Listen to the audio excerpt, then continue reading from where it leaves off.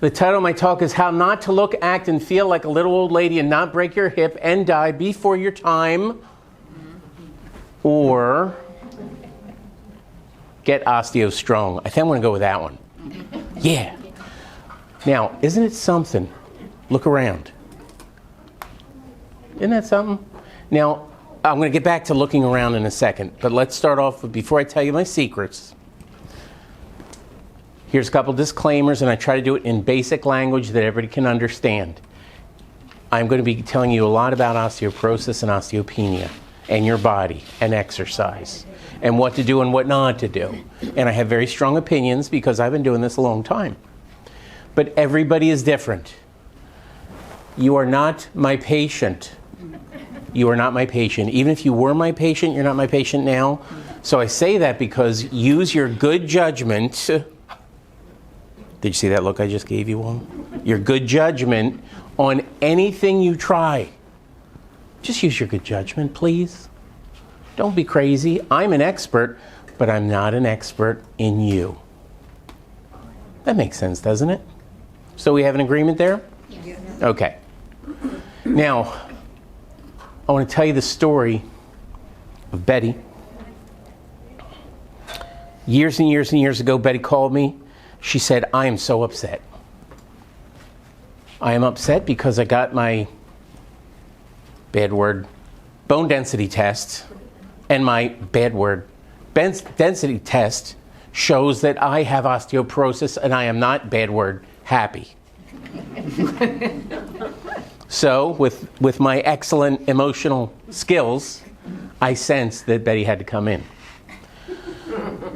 So, Betty did not want to take medicine. Betty did not want to break her leg. Betty did not want to be a little old lady. So, put her through the paces. I'll call it the paces. And now Betty was a smart lady. Betty was a nurse. So she knew her stuff. But still, she was like, what can I do? Showed Betty what to do. And Betty was an excellent student, as you can imagine, because she already knew stuff. And she asked all kinds of questions. And she pushed me and I pushed her. And we went through this program to try to get her bones stronger. And then I discharged her because she could do it all. I didn't hear from Betty for probably a year. And then I got a call from Betty. Betty called me back and said, guess what? And I'm like, oh boy. What's up, Betty? She goes, got another bone density. It says I'm getting stronger. And I went, woo. I went, wow. Now, I say that because what I'm about to tell you works. Now, it doesn't work for everybody. I'm not saying it's going to work for you. What do I know? Right? This is an inexact science, the human body.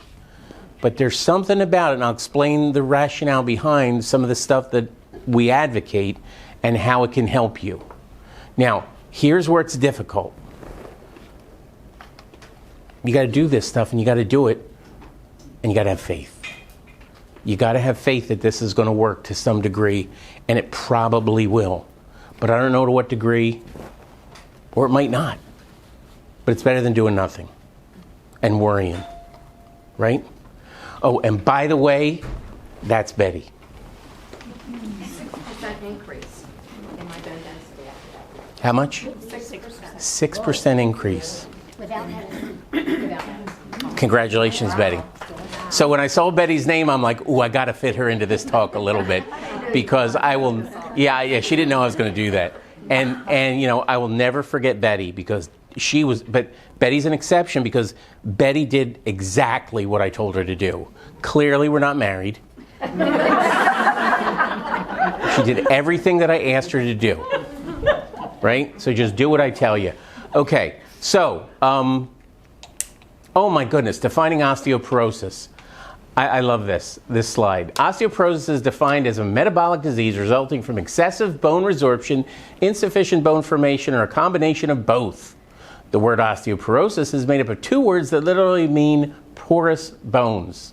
Systemic skeletal disease characterized by low bone mass and microarchitectural deterioration of the bone tissue. Okay, can I stop?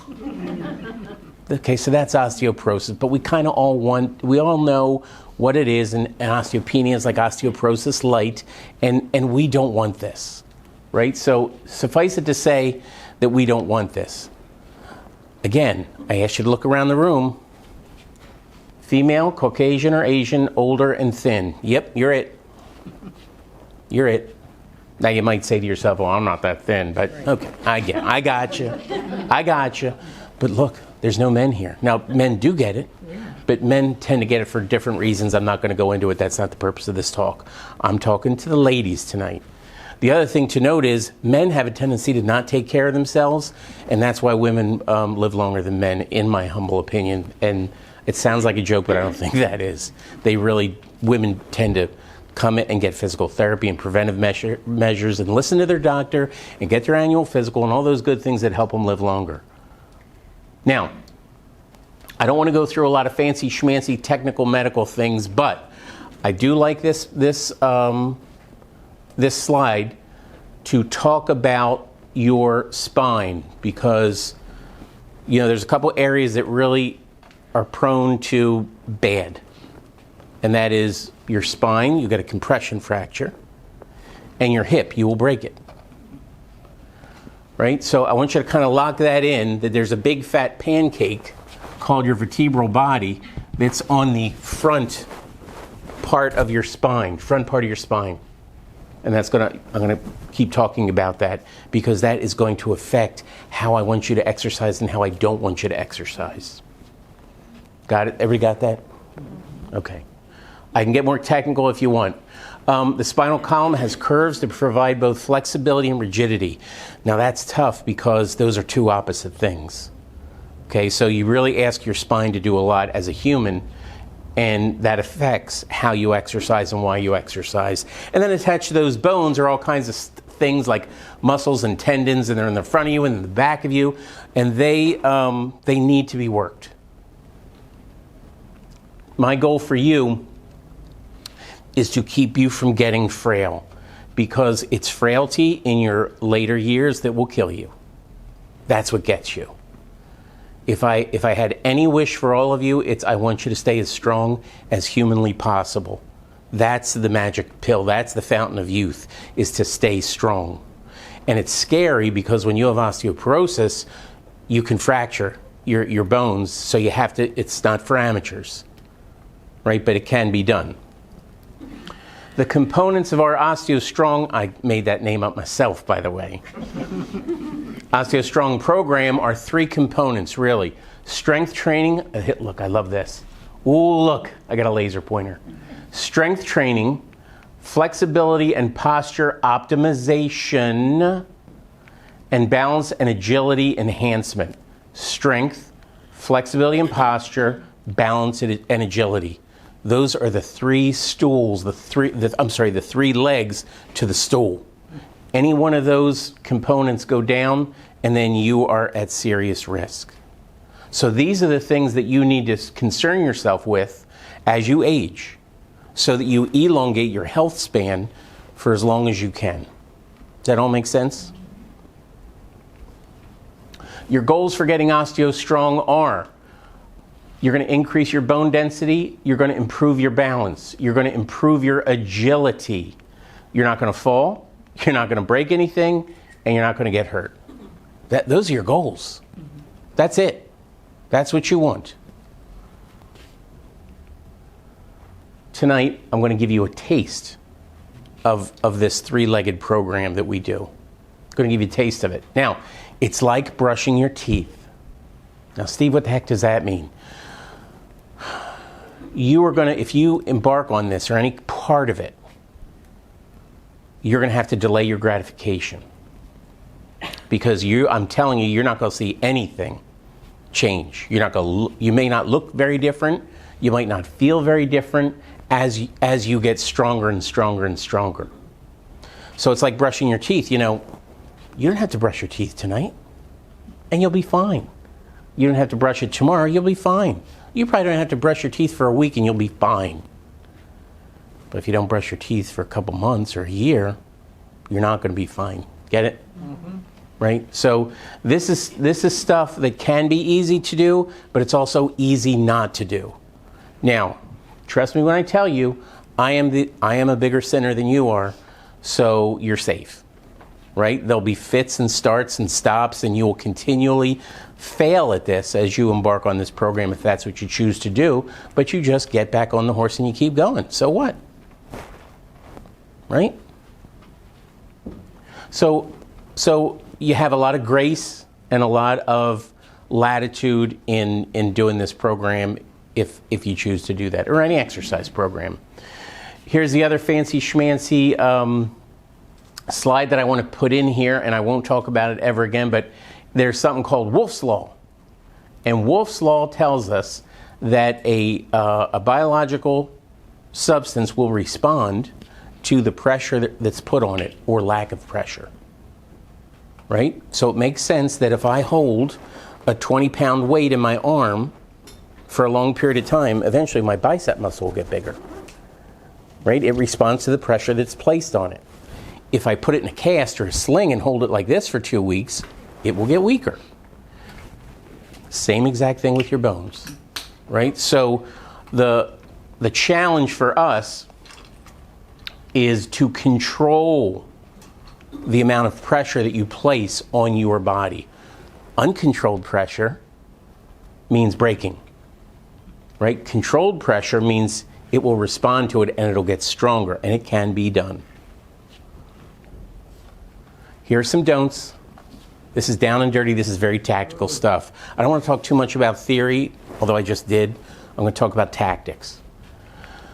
Don't flex your spine against a force. Don't flex your spine against a force. Now, what's flexing your spine? This is flexing your spine. This is extending your spine. This is flexing your spine. This is extending your spine. The frowns and the smiles also tell you which one is right, okay? So flexing your spine equals bad sign. Now, I do have some bad news.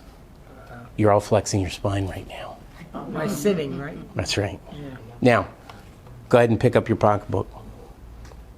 Go ahead. This is mine. Yep. Now you just flex your spine with force. See that? Gotcha. Right? So that's how I want you to start thinking. Well, Steve, how am I supposed to do that? I got to pick stuff up. I mean, come on. You're going to do it with a straight spine. You're going to do it without flexing your spine. Oh, come on. I'm going to look like an idiot. Use your legs. Is that what you're saying? Yeah, you're going to keep it straight. You're going to keep it straight. And that's part of what you have to learn how to do. Oh, come on. I had a C-section back in the day, and my belly muscles, they're not even there anymore. Right? I've heard that. They're there. Trust me, they're there. And they work. So you are not going to flex your spine against a force. That's when you get into trouble. You're not going to twist excessively. Now, you can twist, but you're not going to do it excessively. You're not going to do a lot of it. Yeah. Right? You do a lot of this in the kitchen, or I do that sometimes, or if you're doing a hobby and you do that, and go, oh, my aching back. That's why you shouldn't be doing that. Don't get inflexible. Don't get inflexible. I don't know about you, but I am getting inflexible. I am losing flexibility. You have to fight it because, you're like a shock absorber on your cars. If the shock absorbers are on too tight, you drive over a pothole and the tire falls off, right? So your body is like a giant spring. Flexibility is critical. Don't lose your balance, and if you do, train to react to regain equilibrium, right? Now, I give a whole separate talk on getting bulletproof balance. Here is losing balance, right? Here is equilibrium, being able to right yourself. So one is don't lose your balance, and two is if you lose your balance, regain your balance, right? If I'm stiff and if I'm weak, when I go to over, I can't do this. You ever do that? You see that there's one more step and there really isn't. Thank God I caught myself. Right. But if you don't have that kind of reaction, you go down like a big tree. Ooh. So you have to train that. You have to train what I call fast feet. Right? So that's very important to do. How do I know if I have good balance or not? So let's do a test right now. What the heck? If you would, please everybody stand up. And I won't make it super hard at all. This is just this is just simple stuff. This is simple stuff. You're standing there. Is everybody standing? Right? And no one's lost their balance yet, right? Now I just want you to put one foot in front of the other like you're walking on a tightrope. Oh boy. Right? So I just narrowed your base of support. Yep. Now, it's a little bit less, isn't it? Yes. Now stay like that, and I want you to turn your head to the right and hold it there. Oh, geez. Oh. How many of you are going, whoa, boy? Right? Now you say to yourself, well, I never do that. But you know what? You actually do. You ever walk down the street and you're looking and you go, oh, isn't that a nice... And then you walk off the side of the road. That's what that is. Right? So now, for the fun part, doesn't matter what foot, I want you to stand on one foot. Oh, Right? Oh, sweet Jesus. no. Doing that. Look at that. Now, I'm going to tell you what normal is if you want to hear it. 30 seconds. Yeah. Yeah, if you want to test... Hard to do. If you want to test left versus right, go ahead and do it, but yeah. So here's tip number 1, and you can go ahead and sit down. Tip number 1, I would like you to brush your teeth tonight. It always goes back to brushing your teeth. I want you to brush your teeth tonight standing at the sink, and I want you to stand on one foot. Oh, okay. Right? While you brush your teeth. While you brush your teeth. And I want your uppers on one foot and your lowers on the other. Why do I want it in the bathroom? Number 1, because you're looking in the mirror, so you're getting visual feedback. Oh, Betty, look out. Right? You can see yourself, right? You can rate yourself, and some of you are going to need visual feedback, so go ahead and do that.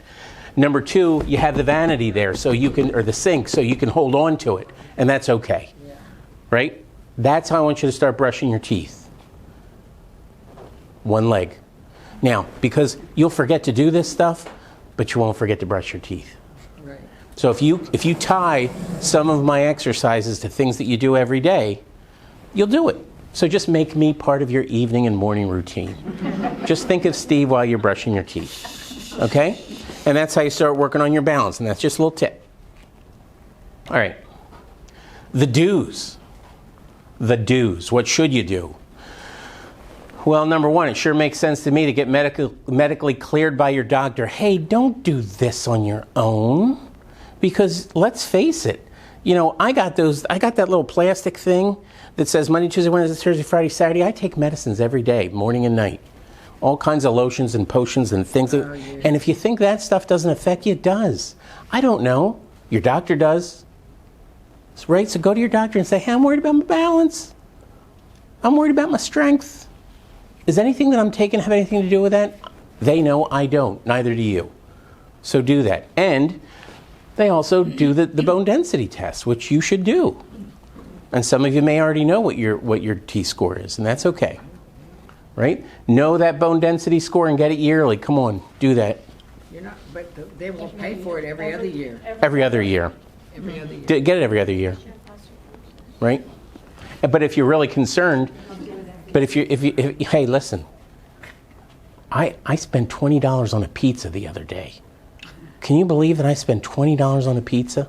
No. Why wouldn't you spend it on a bone density if you're that worried about it? Just spend it on that. Hey, at some point you got to spend the money on something, right? That's my thought, but I digress. Strive for a straight spine and exercise in that position. That means you're not going to do sit-ups ever for the rest of your life. No, sir. In case you were wondering. In case you wanted to do that, you're never going to do that. And there's other exercises you can do for your belly, but that's not it. Improve your posture. Oh, my Lord. I could talk for hours on improving your posture. And use heavier weights. You can't get around it. You got to use heavier weights. Okay. Your body responds to the pressure that you put on it, right? So in Betty's case, that lady was holding like 35-pound dumbbells. She was like, what are you making me do? I'm like, Betty, just trust me, Betty, and do it. And she moaned and groaned a little bit, and then I think the next time I saw her, she was up to 40s on her own or something. She was doing something. But, it changes your mindset. So, but you have to use those weights in the right way. If you use those weights while you're twisting, you're going to hurt yourself. If you use weights sitting, you're going to hurt yourself. That's the next thing. You're going to exercise standing up or lying down. Those are your two options. You're not going to do it sitting. You're not going to do any exercise sitting. What about the machines in the gym? You're not going to do any one that you're sitting. See, I like rules that are really basic, so that if you have that filter, you know which ones you can do and what you can't do. But what about the one? Don't do it sitting. But how about the don't do it sitting? I guess I can't do anything sitting. Yep, that's it. And yet that's what they do in all these homes. They have these, exercises sitting. Do you know the millions of people that I've learned are dumb in this country? That's the truth. There's millions of them. That's the truth. So I don't really care. Boy, that's a sign of getting old, isn't it? Yeah. Okay, but improve your posture. Improve your posture. Improve your posture. I started seeing a holistic chiropractor because I was against the way chiropractors did things. And now, if I try to sit like this, my whole spine aches. So when you said that, there's nothing better than always, and it's funny because now when I'm out, I look at everybody's shoulders and I'm like, they need Dr. West. They need Dr. West. That's right. Yeah, I mean, that's right. And there's a big difference. I can't even tell Right. anymore when it's going to rain. Right. Do it now. Huge. Now you say to yourself, do I have a bad posture? Well, this is a down and dirty tip. Right? Stand against the wall like I'm doing it. Keep your feet away from the wall. Keep your chin down like you have a double chin. Might be easy for some of us. And then get your head against the wall. Now, can you hear my voice has changed? My back has come away from the wall and you didn't notice it, but it did. Right? I can feel it in between my shoulder blades. So I have a faulty posture. So I want you to try that. You either try it after this talk and I'll watch you, or you go home and try it. If you have a wall at home.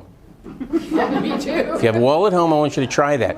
But that tells you what you should do. Now, so two things that I want you to do. Brush your teeth. Three things I want you to do. And this one I want you to do tomorrow morning. This is what I want you to do tomorrow morning. I want you to go in your car. I want you to take your rear view mirror and I want you to tilt it up 1/4 of an inch so that it feels like it's just a little bit Higher. it's too high for you. And I want you to do it first thing in the morning. Now what that's going to do is anytime you're driving, you are now going to sit straighter because you're going to see, you're not going to remember me, gosh darn it, but you are going to want to see the people behind you so that once you set that mirror, you don't have to think about it anymore. And then at least a couple times a day, you're going to have good posture. Got it? Now, I don't want you to do it at night. I don't want you to do it when you get out here. Don't do it now because you are all about 1/4 to a 1/2 inch shorter than you were this morning. It's true. Gravity will push fluid out of your intervertebral discs and we're all a little bit shorter at the end of the day. Then we lie down. The water goes back in because we're lying down. And then we're a little bit taller again. Okay, so do it in the morning. Got it? Got it. Now, one more thing about posture. The muscles in the front of you are basically tight. They just are. Right? Does that make sense? We're doing this. We're tight. The muscles in front of my hips are tight because that's what we do all day. See what you're doing? You're sitting.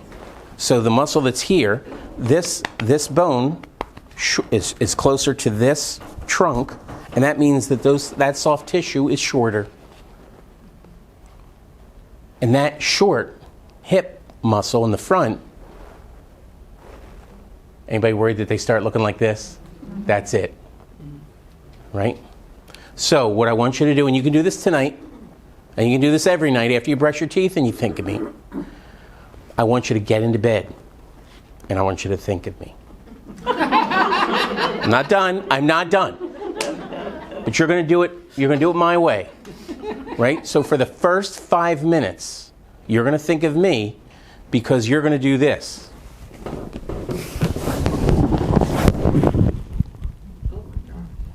That's how I want you to go to sleep every night for 5 minutes.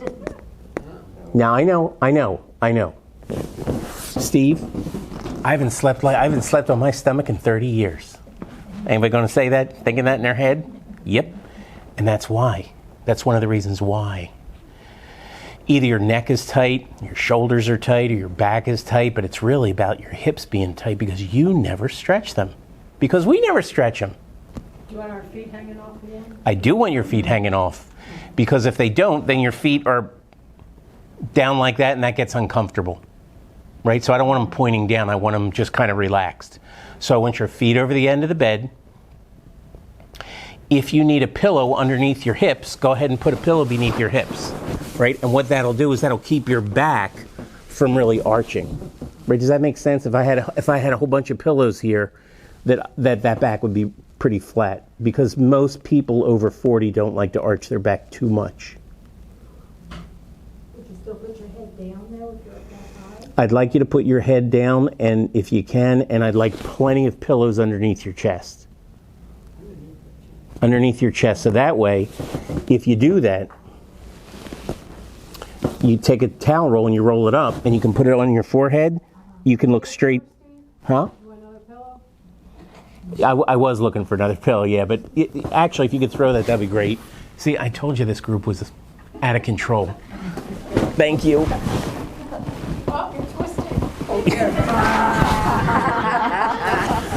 Right? So if you take a pillow or really a towel, and you're only going to do this for 5 minutes. The first 5 minutes when you go to bed. You put it kind of like that. Does that make sense? And you're looking straight down, and now you're relaxed. Your neck doesn't bother you. You're not pushing your schnooter into the bed. You can breathe. And just for 5 minutes. Just for 5 minutes. Just do it for 5 minutes. And you'll eventually build it up to 10 minutes. And then 15 minutes. And then you'll do it twice a day. But that's how I want you to start. Lying on your stomach, 5 minutes every night. Say your prayers. Thank God for Steve. That kind of stuff. That will help. Does that all make sense? Okay. You will. Start with face down stretch for 5 minutes. Use the pillow as little as whatever to be comfortable. Use my towel roll trick under your forehead. And again, I can send you these. I'm going to send everybody these slides. Good. So don't worry about it. Use body pillows. You know those big long body pillows? Love them. Use body pillows, right? Because I like to sleep on my side, so get it over there. Do not use your spouse if you have one. It's not going to work. Use somebody else's. It doesn't end well. Create a safe sleeping space because that's when you are going to fall. So one of the best things that you can buy is one of those little discs that you can put on the wall that are motion detectors and turn on a light when you get out of bed. Best invention ever. So you get out of bed and it automatically just turns a little light on because, does anybody pee in the middle of the night? Yes. Yeah. I know the crowd. That's when you're going to fall. Because you're half asleep, you can't see, you don't have your glasses on, somebody left their pajamas on the floor, and there you go. That's how it usually happens. So I know that sounds silly, but create a safe sleeping space. That's a big deal. How to exercise the right way. Oh boy. Standing or lying down only. We talked about that, so yep, that's it. Use free weights or your own body weight. Don't use a machine. Don't want you to ever use a machine. Why don't I want you to ever use a machine? Because when I'm lifting a weight, my body is making all kinds of instantaneous little corrections. And that's good for you. I want you to use every muscle you got. So when I use one of these fancy machines, the fancy machine is keeping me in alignment. I don't have to do it myself. Yeah, gotcha. Now, it's harder to do body weight or free weights, but that's why you have us, to learn how to do it the right way. Just thought I'd throw that in there. Work anti-gravity muscles. The muscles that you use to go against gravity. The biggest one, thigh muscles, butt muscles, back muscles. That's what you concern yourselves with. As an aside, as you get older, you got to watch out that you don't get too skinny. Because when you get all skinny and you fall, you got nothing to cushion your hips with. And that's a factor. So let's hear it for some big butts. Go for a big butt. It's safer that way. Big butts are safer. I'm surprised this is being recorded. No sit-ups ever. No machines.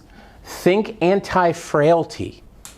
You do not want to be a frail little old lady. You want to be a strong mama. And the only way you're going to get strong is to push weights. Free weights. Your body weight. The key is consistently every day. Brushing teeth. Nothing's going to happen if you do it once. Nothing's going to happen if you don't do it once. You have to do it consistently. Give it a year. Now, some specific exercises. Let's hope that this works. I think it will because we tested it out before you got here. And this is a video of me doing a head press, and let's all be quiet and listen. This is a head press. You're going to lie on your back with your knees bent so that your low back is comfortable. And you are going to have as little pillows as necessary to be comfortable and to have your head in a neutral position. Now, I'm going to take a pillow out so you can see that is not a neutral position. You see how my chin is up towards the ceiling? Well, you don't want that. Now, I can do a chin tuck so that my nose is pointed straight to the ceiling, but that may not be comfortable. So you can use 2 pillows additionally if you want. From this position, your hands are going to be turned up. Your arms are going to be slightly out to the side. And a head press is pressing your head into the pillow and relaxing. It should feel like you're giving yourself a double chin. And you press down into the pillow, hold, and relax. You might feel one side of your neck more than the other, and that's okay. You might hear, if you're talking while you're doing this, you'll hear your voice change a little bit. And that's because you're changing the posture of your neck. And that is a head press. Now, an arm press. Arm press is I'm lying on my back again. If I need 3 pillows, use 3 pillows. Arms turned up, out to the side. I call it the kind of the Jesus position. You're going to be laying like this, and you're going to press those arms into the table, into the surface. Now, it makes sense what I just told you guys that I want you to do, and that is I want you to not flex. I want you to be extended. Extension is good. Flexion is bad. All the muscles in your shoulder blades are stretched out and weak, but this is going to strengthen them, right? And I'm doing isometrics, meaning that I'm contracting the muscle, but I'm not moving the joint, so that's super duper safe. All you have to do is do this in bed. If you have a bed, you can do it. It works. Leg lengthener. Now, this is going to sound goofy, but it works. A leg lengthener is you're going to try to lengthen your leg. How do you like the way I just described that? And this is how you're going to be. On your back, knees bent, arms up, palms up, out to the side. You're going to straighten one leg out. You're going to pull your toes to your face. And then you're going to try to push your heel down to the end of the bed. I'm literally trying to lengthen my leg. See how I did that? I'm trying to pull all the way up from my rib cage. I'm trying to pull my pelvis away from my rib cage. I'm lengthening that side of my body. Leg lengthener. Right? And then I do the other one. Leg lengthener. And you say, gee, Steve, that doesn't seem like it's doing much. It does. How long do you hold it? A couple seconds. Just till you feel, ooh, yeah. Ooh, yeah, that's all you have to do. Then you can combine it with an arm lengthener. So an arm lengthener is, I'm lengthening my arm. I can combine it both together. Think about how long you're getting. You see, I'm doing the opposite of what gravity is doing to us. Because gravity is doing this. Make sense? So we're doing the opposite with these leg lengtheners. Now, this isn't heavy weight. This isn't hard to do. Right? You're really stretching. That works on your flexibility. You can do it anywhere, anytime. You can do 3 of them. You can do 30 of them, whatever you want to do. Easy. Lunges. Now, everybody know what a lunge is? Yeah. A lunge. On that thing you A sent. lunge. Yeah, a lunge. Right? Now, that's a simple exercise, but watch this. Instead of me just doing a regular lunge, I'm going to play around with my stride length. Here's a short stride length. Here's a long stride length. See what I just did? Yeah. Right? So now I'm working on strength. That was good acting. Strength and agility and balance. Right? Now I'm going to play around not only with stride length, but stride width. Here's a wide stride width. Think John Wayne. Right? Here's a narrow stride width. Walking on a tightrope. So if I changed, if I messed around with both of those parameters, if I had a long stride length and a small stride width, ooh, you see how that is? And let's say I don't use my arms. Ooh, that's hard. Because they help you with balance. Now do it with your eyes closed. Yeah. Oh, Jesus. Now do it with your eyes closed and your head turned to the left. Right? So, the reason I put this up here is because lunges seem so basic, so easy, but if you mess around with just a little of the parameters of it, it becomes a very complex, functional exercise which results in balance, agility, coordination. Oh, and if I wanted to put some weights in my hand, then I'm really loading up my spine and getting it strong. Does that make sense? That's what I want you to think about. That's what I want you to do. Does it matter if you just do short lunges versus long ones? Yeah, because remember, one of my principles is don't hurt yourself. Right. Right? So in the beginning, you're going to be like this. Short length, wide width. And then you're like, okay, I'm going to live. Then you're going to play around with it. You have that variability. You have the privilege of doing it as you feel like it's comfortable. Now, if you decide that you're going to try it with your head turned, you're naturally going to shorten your stride length and increase your stride width. So when you change a variable or parameter, you're going to go back to a more basic level, but that's okay. See how it can get really funky? But it works. And then chin tucks. Oh, Lord. I hate demonstrating chin tucks. It is not pretty. That's it. Now, at this age, I can't get all the way back there comfortably. I got to work on that. Yes, Steve. Yes, Steve. That's a chin tuck. Just do this. You'd be surprised at how few of you can do that. Because you don't do it. So should you actually have your, physically, what are you doing against the wall? What's touching the back? This is your My shoulder blades.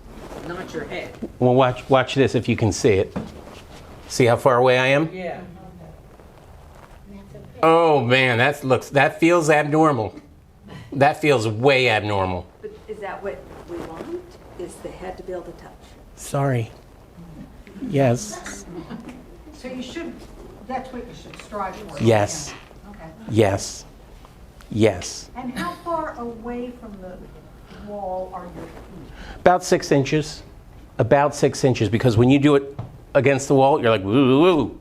You feel like you're too far back, and I don't want that. In fact, I want your feet away from the wall so you can get your lower back flat on the wall. Because if I do that, people have a tendency to arch their back. But trust me, I've seen every sin imaginable with chin tucks, so I know what you're going to do before you do it. Well, because you're against the wall, not just with chin tucks, but also with arm press, right? Is an arm press? Well, I demonstrated that. Really, you're doing that on your table, on your bed. You're doing that on your bed. Now, you can do an arm press against the wall. In fact, one of the things that we really love doing are things called stick-em-ups. And some of you already know what a stick-em-up is, where you go like this, forward, up, back, and down. That's the one down here, and I thought arm lengthener was the one. Arm lengthener is overhead. Right, but there was an arm press that was down here. Arm press is here. Oh, here. Yep. Okay. Yep. Well, don't worry. You're going to get it. You're going to get it. You're going to get it. All right. So those are some specific exercises, right?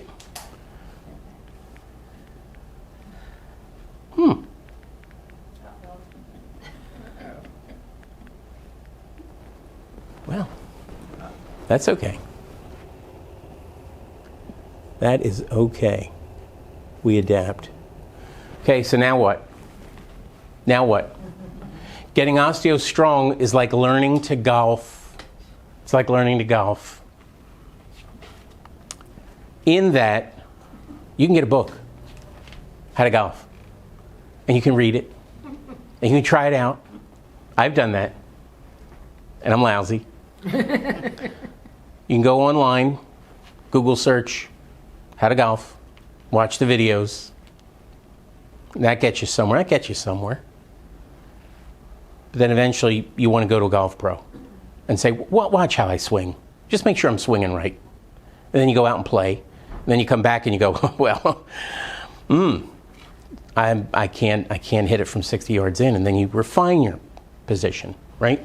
So what I want to do is, with that in mind, you guys have to decide what is it that you want to do. If you decide to get strong, you can either do it yourself, have us do it with you, have us do it for you. That is 3 different things that you guys can consider doing. So I'll send you our video program of exercises. It's like $9. It's easy. Gives you all the exercises with the videos, what I want you to do. That'll get you somewhere. That'll get you somewhere. Some of you, that's not good enough for you. I get it. Come in for 3 sessions and have one of our doctors at PT watch you as you do these exercises. Right? Because you can't feel this stuff. You can't tell a posterior tilt from an anterior tilt from a this, that, and that. I get it. So you come in for 2 or 3 times. Or, for those of you who are, you know who you are, do it for you. You come in and you do a full course, 12 sessions with your PT, guarantee that you're safe, you get it all, and how to progress yourself. Now, obviously, there's increasing cost, increasing pain, more things that you have to go through as you go up and down this matrix, but do what you want, or do nothing. It's okay. It's okay because it got you this far. Right? So I'm trying to think of different ways that you can access expertise. We have Becca back here, is at our Barley Miller Greenville office. Say hi, Becca. Hi. And she's put plenty of people through the program, and she's here to answer your questions as well. But I want to thank you. Thanks a ton. Get it? Sumo wrestler. Thanks a ton. See, sometimes I have to explain it.